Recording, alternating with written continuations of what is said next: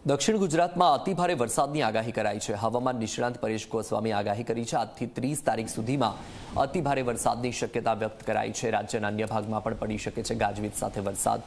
બંગાળની ખાડીમાં સિસ્ટમ સક્રિય થતા વરસાદ પડશે। 27 અને 28 તારીખે વધુ વરસાદ પડવાની શક્યતા।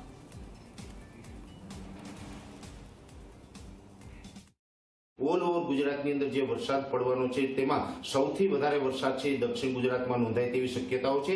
દક્ષિણ ગુજરાતમાં પણ ખાસ કરીને ભરૂચ, અંકલેશ્વર, રાજપીપળા, સુરત, વલસાડ અને નવસારી જેવા વિસ્તારો છે જેમાં 4 થી લઈને 6 ઇંચ વરસાદ અને 1-2 સેન્ટરની અંદર 6 ઇંચ કરતાં પણ વધારે વરસાદ પડે એટલે દક્ષિણ ગુજરાતમાં ભારેથી અતિભારે વરસાદની શક્યતાઓ છે। દક્ષિણ ગુજરાતના બીજા જિલ્લાઓની અંદર પણ મધ્યમથી ભારે વરસાદો જોવા મળી શકે છે।